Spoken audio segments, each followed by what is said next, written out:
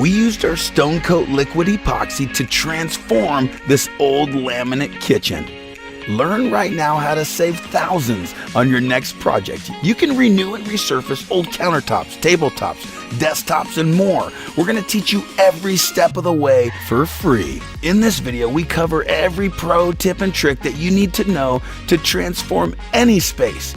Class is in session and we've done the hard work for you. Capitalize on our years of experience of using our epoxy to transform old countertops.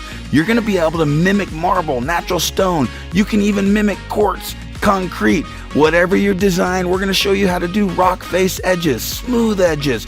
We're going to teach you the undercoat process and more. Whether you have a new construction project or a remodel, if you want to do a dirty pour or an exotic countertop, all of that is revealed right now. You can design on a dime. You can transform your colors. You can do in-place backsplash. Learn to take your project from concept to complete. Stay tuned. Enjoy the video. Remember, when you subscribe to our channel, click on the red subscribe button and be sure to ring the bell so you get notified every time we have a new video. Thanks again. Do you have an old laminate countertop kitchen that you need to revive using Stone Coat countertop epoxy? We're going to teach you to renew those old countertops in place using 8 simple steps. Let's get started. Step 1 is prep. First, we're going to move any bulky appliances that may be in our way. Then we're going to mask the floor using paper. We'll add plastic over the cabinets to protect them from any drips, and then we'll finish by masking the walls. This step is fun, it's simple, but it's also important. Don't make a mess and you won't stress. In this particular case, we're going to change the old sink. It's seen better days, so we're going to add a stainless steel sink by disconnecting it and putting a new one in place. If you like your kitchen sink, you can leave that in place and mask it off. Pro tip, guys, dry fit your new sink before you install it. That way you don't have any surprises after the countertops are complete. This ensures a perfect fit. Guys, whenever you have painted cabinetry or finished cabinets, start with delicate surface tape as your first run. That way when you add your plastic, you tape to that, and when you de-prep or take it off, it doesn't peel any paint.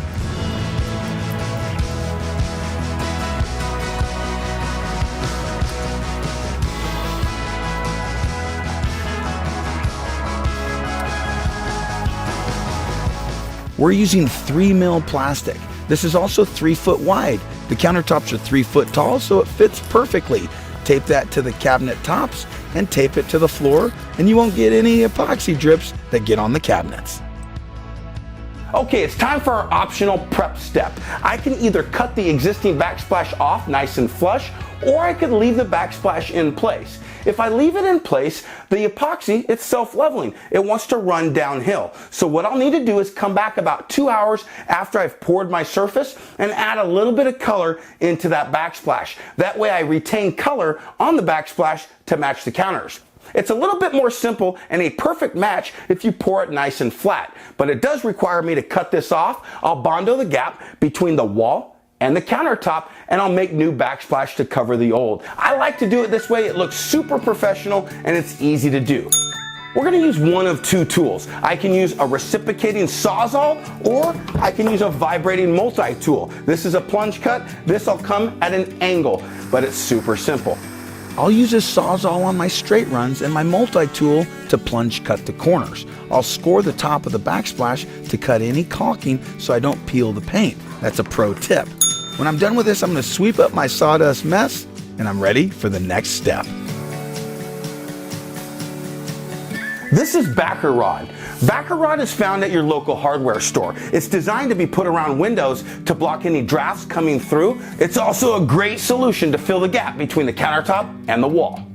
Pro tip, when you're adding the Bondo to the back here, we're also going to Bondo this seam where the old laminate countertop came together. That'll make it seamless and it won't ghost through when you do your epoxy pour.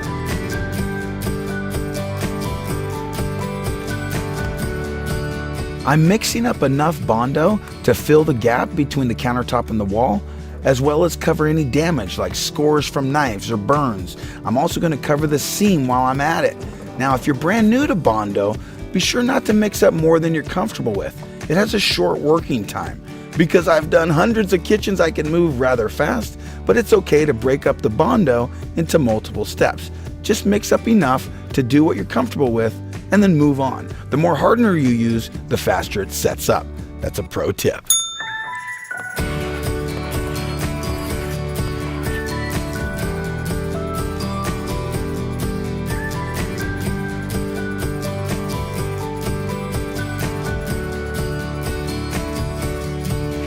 I'm going to use my handy masker to prep the back wall. I'm going to be using different spray paint and additives, so without worry during the project, that back wall will be masked off to make cleanup a breeze. Now, when you are prepping, you can use butcher paper, newspaper, or anything to cover these different areas.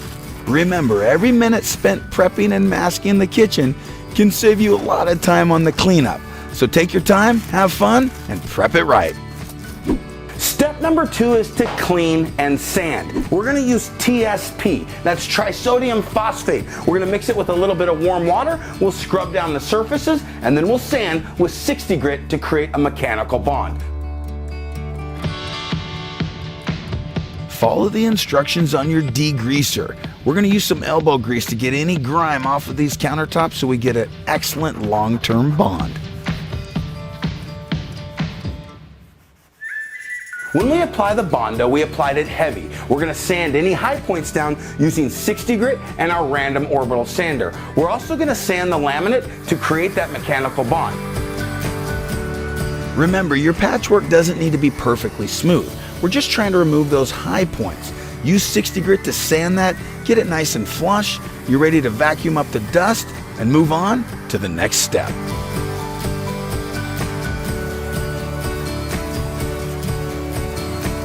Okay, it's time to order. How do you figure out your square footage? It's simple. It's length times width. That's going to equal your square foot. For instance, this island is 3.5 feet by 2.5 feet. You multiply that and you're going to get 8 3/4. That's 8 3/4 square feet. Let's look at our L-shaped countertop. This has a sink cutout and it's basically going to be broken up into 3 separate pieces for ease of measuring. Let me show you how. I'm going to use my blue tape as my imaginary line so I really get easy measuring. I'm simply going to break this piece off. So that's a separate countertop than this now, and I'm going to measure this section, I'm going to measure this section, and finally the third section. And then I'm also going to add in a little bit for my backsplash. Let me show you how easy that is. I'm 2 foot by 2 foot. That's going to be 4 square feet. Here I'm 3 foot by 2 foot. That's going to be 6 square feet. And here I'm 2 foot by 2 foot. Again, that's 4 square feet. So I have 4, 4, and 6. That's 10, 11, 12, 13, 14 square feet. Then I'm going to do the backsplash. I know I'm going to account for a 6-inch backsplash, so I'll just get my linear footage. So I come here, that's 8 linear feet, and that's 4 linear feet. That's 12 linear feet, and then I'm just going to divide that by 2 because it's 6 inches. So that's going to be an additional 6 square feet. You see how easy it is to measure? So get your tape measure out, break your kitchen up into simple squares, and that's how you can get the square footage so you know what to order. Pro tip, 91% isopropyl alcohol, basically rubbing alcohol, makes a great cleaner as well as wiping up any excess dust before we add the bonding primer. It also removes epoxy from your tools, and if you happen to have a drip somewhere you don't want it, jump to your isopropyl alcohol. It's a great solution for any mess up. Step number 3 is the bonding primer. The bonding primer is only necessary when you're going over non-porous surfaces such as laminate, corian, and cultured marble. If you're going to go over wood, you don't need to do this step. You can go forward. But because we are going over existing countertops, we're going to apply our bonding primer that ensures a long-lasting project. This gives you a great chemical bond. You simply roll it on like a layer of paint, let it dry, and you're ready for the next step. Remember, you only need a very thin coat, thin to win on this process. We're going to add our color after this is set up. It's always good practice to use some masking tape on your rollers to remove any loose fibers. This is a pro tip so you don't leave any fibers into your coating. The bonding bonding primer is all set up and dry, time for step 4, the epoxy undercoater. In this case, this recipe calls for white. We're gonna do our white undercoater, we'll let that dry, and we'll be ready for step 5. I'll do 2 coats of my white undercoat, and I'm gonna sand in between with 220 grit. Okay, we're gonna show how to go over an existing countertop that you want to leave intact. I'm simply gonna make a piece that drops over the existing countertop. What I need to do is get my length and width so that I could drop that piece over this one and hide it. Let's say I'm gonna move later, I could take that with me and turn it into a coffee table. You think that's a good idea? I say you get the thumbs up button for that one. All right, so I know my length is gonna be 43 5/8, and my depth is 34.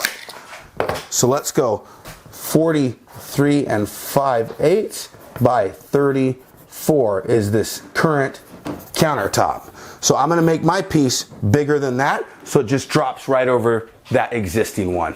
Let's go to the garage and we'll show you how to do a drop edge with a few key pro tips. We're gonna start with MDF, that's medium density fiberboard. The reason we like this, it's inexpensive, it's flat, and it's the same material all the way through. So if you happen to router an edge, it'll match just perfectly. Using a table saw to cut some drop edge strips will hide the existing countertop. I'm gonna screw these on to that piece of MDF I cut to size, so I have a shell that's gonna encapsulate that old laminate.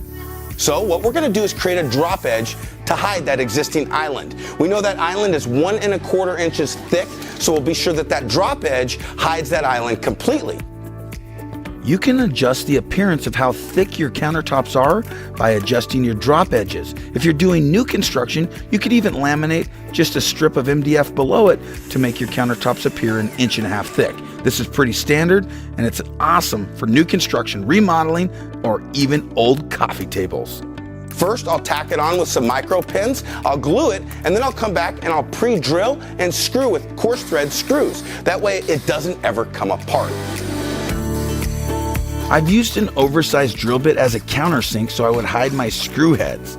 I'm also going to use my angle grinder and a 50 grit metal sanding disc to pre-shape the edges on this accent island. You see, on this island, I want to make it look like a rock face edge. So I'm pre-shaping that so that I can apply the next step. But see, on site, I'm going to keep those edges as they were. I'll have 2 different edges on the same project. It'll actually add some more visual interest so that everybody who meets along this gathering place, which is the accent island, will have something to talk about. The Bondo is going to act for 2 purposes. 1, I'm going to hide the top seam where I laminated that edge, and 2, it's going to create a chiseled look. In this case, I want the island to look like a piece of chiseled stone. It'll look really fantastic having that stone and the rest of it smooth. It really accents one another and creates visual interest. This is easy to apply. I mix that Bondo, I use a gloved hand, and I tap those edges after I've applied it. That creates high points.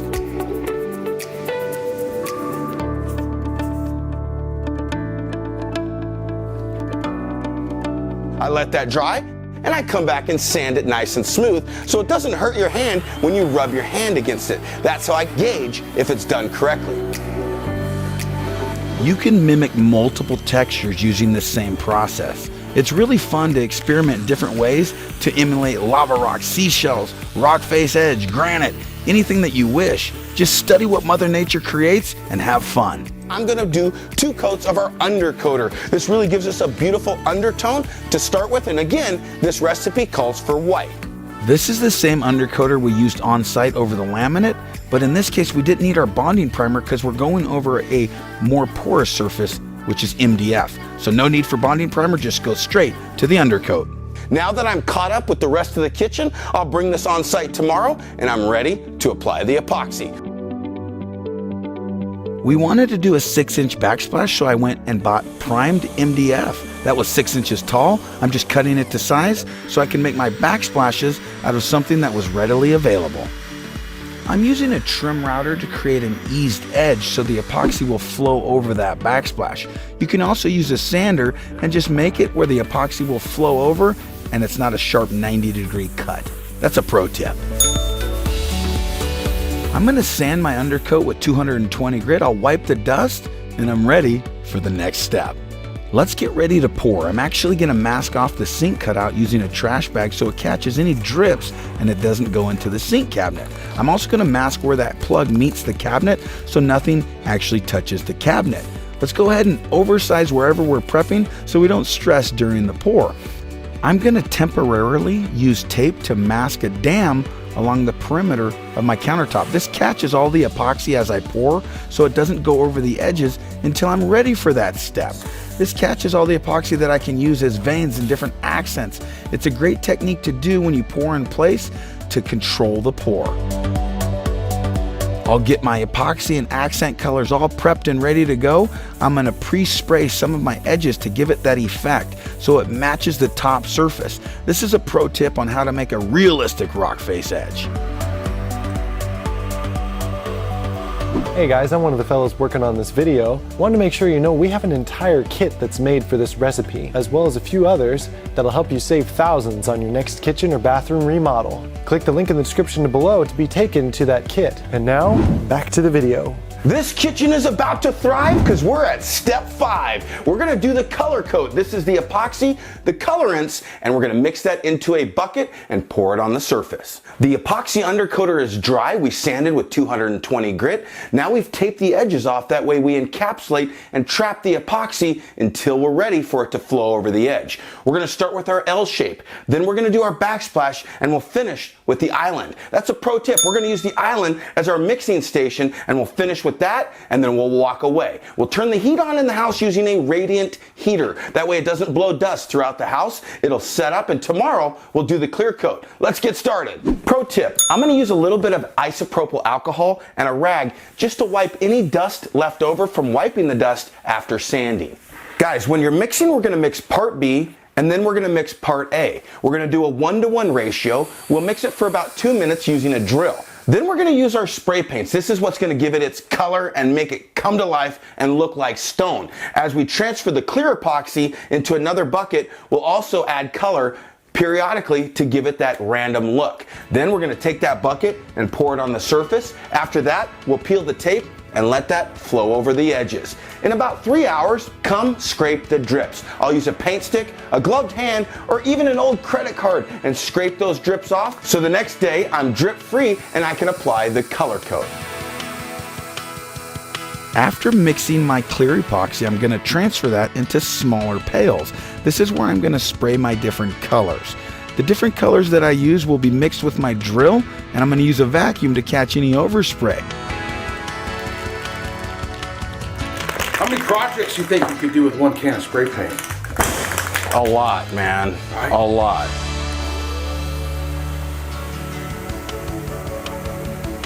Pro tip, use a vacuum to extract your overspray to keep your work area nice and fresh. Also, to keep my countertops a little bit lighter, I'm gonna be quite conservative on the amount of black spray paint that I use. I have less epoxy and I'm gonna use less spray paint just to keep the black nice accents and undertones and not the loud portion of this project. When you're mixing your colors, start with the lightest color first. Then when you put your mixing paddle in the next color, you won't contaminate a dark color within a light color and make it darker. Does that make sense? That's a pro tip. Remember, some of that spray paint is mixed into the epoxy and some we're spraying between the layers of epoxy. This gives you different effects that automatically make it look like natural stone. This is how you do a dirty pour like a pro. Now you know.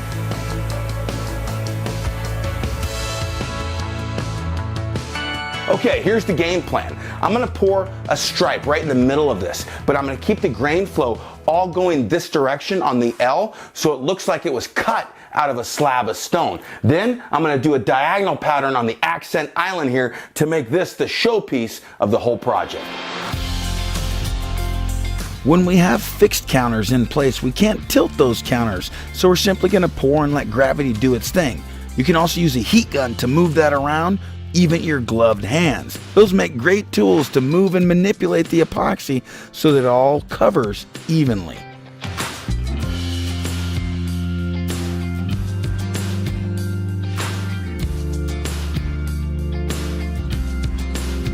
As the epoxy begins to level over the edges, I can grab that excess and fill in any voids that I have left. That's a pro tip so you don't get any waste.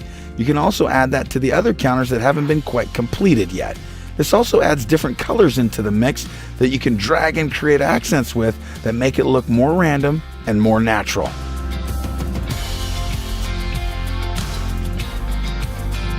I love the beauty in this recipe, but remember, you can customize this to your own space. Any accent colors you want to add, don't be afraid. You can also do a little research on our YouTube channel and our website and see the multiple different options that you have to create your own dream kitchen. Remember, you're going to save a lot of money too. We're going to mask the edges of the island in the same form and fashion as the rest of the project, but in this case we're going to tilt that island. This allows us to coat it using gravity. It's a fun technique and I love doing it where it's possible. We scraped out the buckets after mixing and used that excess epoxy to pre-lubricate the island. This allows the pour to slip and slide a little bit easier and to coat this quickly using the tilt method. We're also going to come back and add a few veins. This adds real beautiful color and stacks those on the project to make it look very natural.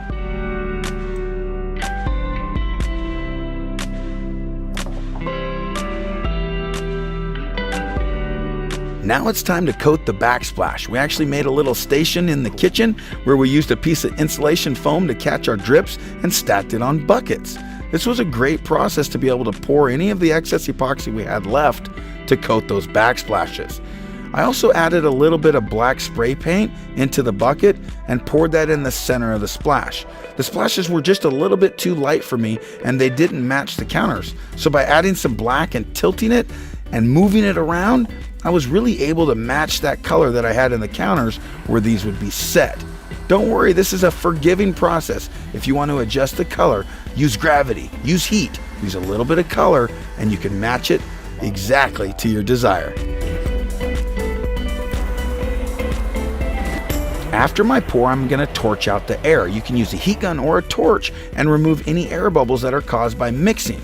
Now it's time to take off that tape that we created a temporary dam with, rub out those edges using a gloved hand, and you'll be ready for the next step.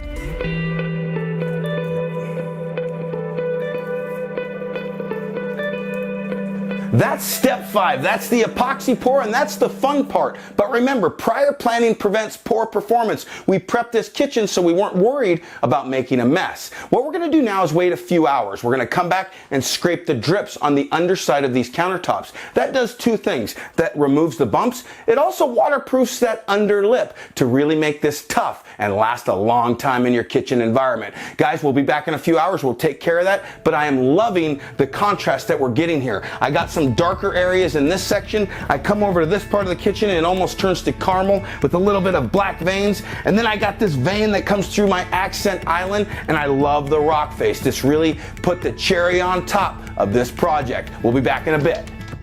When we come back to scrape drips, I like to scoop up the excess that may have fallen on the floor after it leveled and use that to create fractured spider veins. You see, the epoxy is gelled at this point, so those veins don't like to travel much and they'll stay nice and thin and make it look like fractures. This is fun. I also use that same paint stick to scrape those drips underneath the countertop, and after that I'll use a gloved hand to remove any excess so it's nice and smooth and I don't have to sand after those drips have hardened. That's a pro tip. Guys, it's time for step 6. We're gonna up-level this project with marble spray. We have multiple colors, black, white, and silver available. This actually gives you an enhanced look. It's gonna put fractured lines over this color coat to really give it an added layer of depth and realism. Guys, watch how we do this. First, we start with the edges, then we do the major part or the field of the countertop, and then we'll do our clear coat. But first, we're gonna sand with 220 grit. This will make sure the clear coat adheres to the first coat that we did. Guys, this is an easy step. You don't need to be perfect. All we're doing is roughing and scuffing. Just scratch it up so that the next layer really grabs hold as a mechanical bond.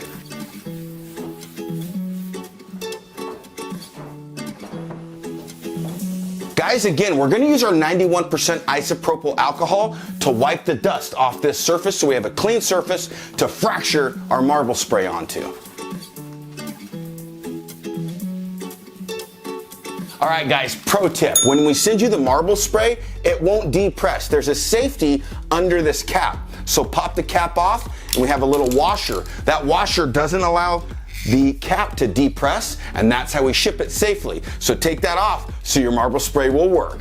All right, guys, I'm gonna start on the edges first. I'm gonna do the perimeter, all edges, and then I'll fill in what needs to be done on the top. This is so that I don't overdo the marble spray and I get just the right amount. Test your spray before you go on the surface. That way you understand how it comes out of the can. A little goes a long way. This one can will do multiple jobs for me, so don't worry, you'll have plenty. Remember, we have all the products we're using in this video right there at stonecoatcountertops.com. Wow, that looks good. Okay, I'm gonna go ahead and do the field now, and we'll see what this thing looks like. We have multiple colors of the marble spray depending on the desired look that you have. If you like a lot of contrast over a light color, you can use marble black. If you want some lighter tones, you can use our silver or our white. These are all different effects to give you a different look.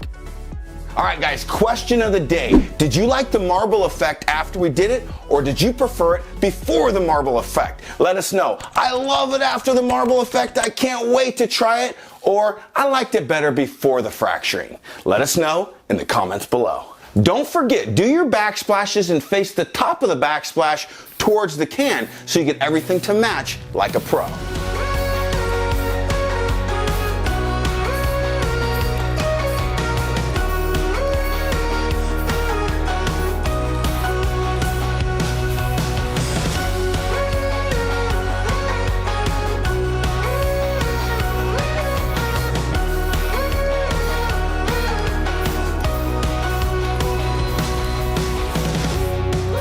It's amazing to see this project come to life. But even though this step looks good, I can't wait to add the clear coat. It adds so much depth. It makes it look like you're a faux artist. I love that marble spray. What do you guys think? Would you like the white, the black, or would you like the silver over this kind of a color? Or would you like it the way it was? If you choose to do the marble spray, after you spray it, go through and break any of those strings that are hanging down. This stuff dries really fast. You can do that quickly. Remember, traditional countertops can cost thousands of dollars, but Stone Coat Epoxy costs $5 a square foot.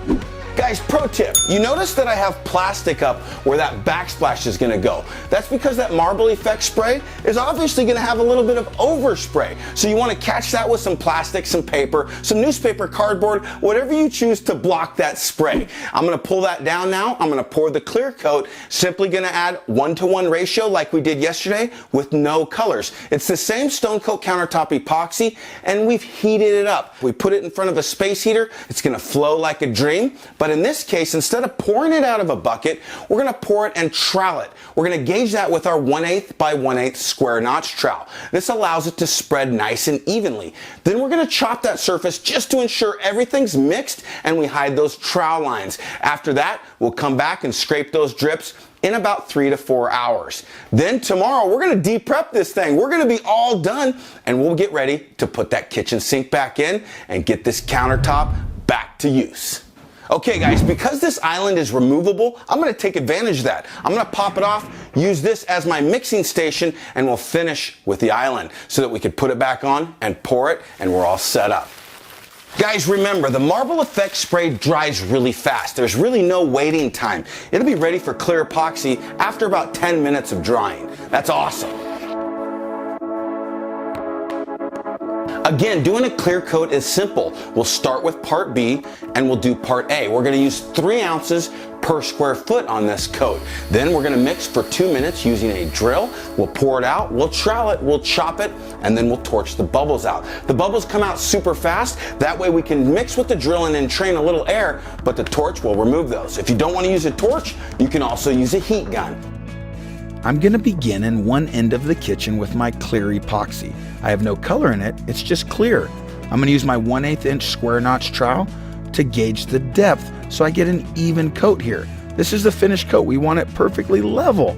After I spread that out, I'll scrape the excess back into my mixing cup. This, I can pour that back wall, any little sliver like that, and not make a big mess. It's really easy to control, and I have plenty of working time, so I don't need to be in a hurry. I'll just work my way around that kitchen by using that same technique, scrape the excess into the bucket, and I'm ready to move on.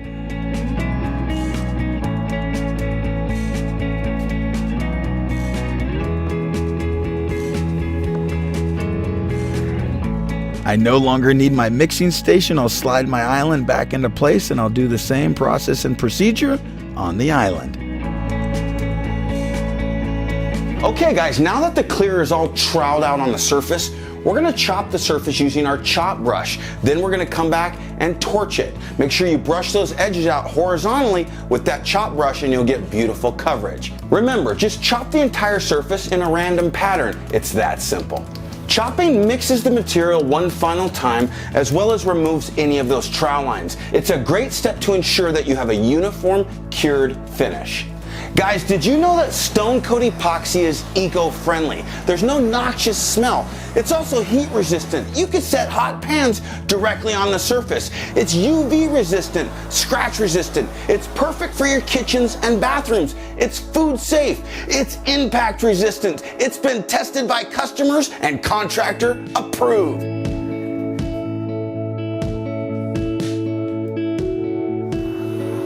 When it's time to remove the air bubbles, I'll simply sweep the surface with my torch. Again, you could use a heat gun as well. I'll do this multiple times, typically 3 times. I'll let the countertops rest for about 5 minutes and come back and torch it again.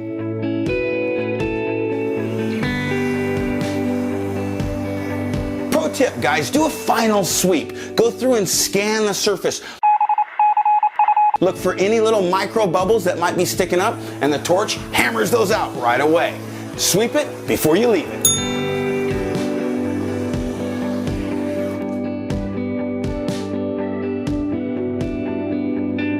All right, we're gonna come back in a few hours just like yesterday. We'll remove those drips, and then tomorrow we'll take all the prep work down, we'll clean the kitchen up, slide the fridge and stove back into place, install the sink, and we're all set.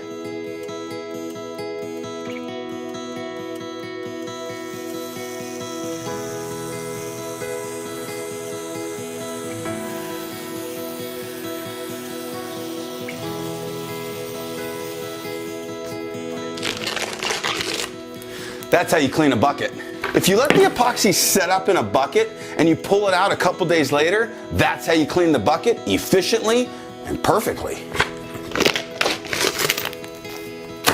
When you take all your masking off, start from the top and work your way down. Put everything onto that floor material, roll it up like a burrito, and cleanup is fast.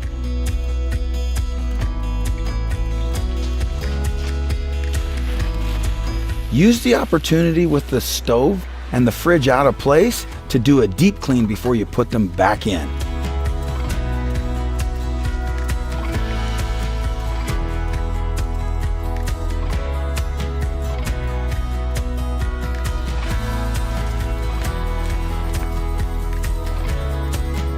I like to make my backsplashes piece larger than necessary, so after I pour them, I can use a wood tooth saw blade to cut through that epoxy and wood and give myself a factory finish.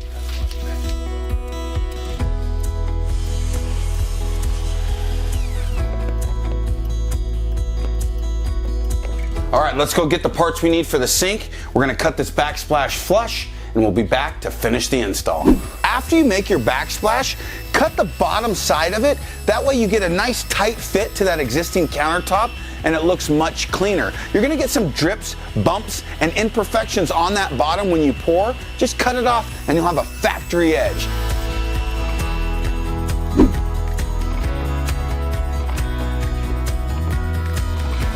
After dry fitting all of our backsplash, we're ready to adhere it to the wall using 100% silicone. Just a few dollops evenly spread and it'll adhere for life.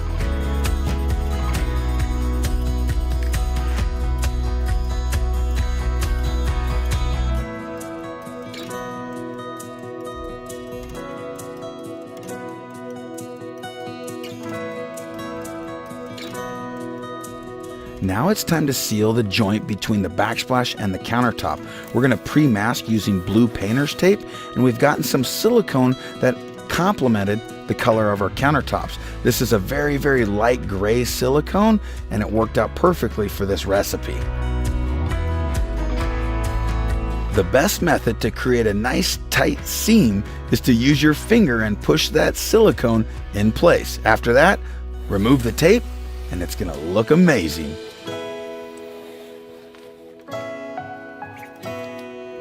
I used some plumber's putty to install the flange of the garbage disposal into the sink. I also pre-installed the faucet and soap dispensers so that when I dropped the sink in, I was ready to hook up the connections and test it out.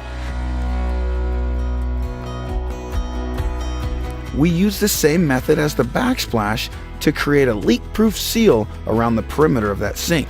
Remember, we have videos on how to do undermount sink installations as well. Just check the description below. We love to use our liquid smooth cleaner to finish the job right. It makes the countertops feel as slick as glass.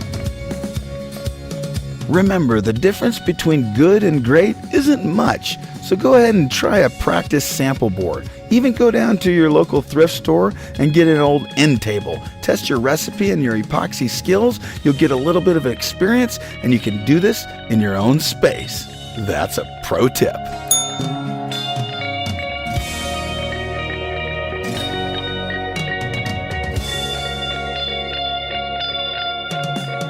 Thanks so much for watching, everybody. Did you change your mind about the marble spray? Be sure and let us know in the comments below. Click the link in the description below to be taken to the epoxy kit for this recipe. We'll see you on the next remodel. You got this.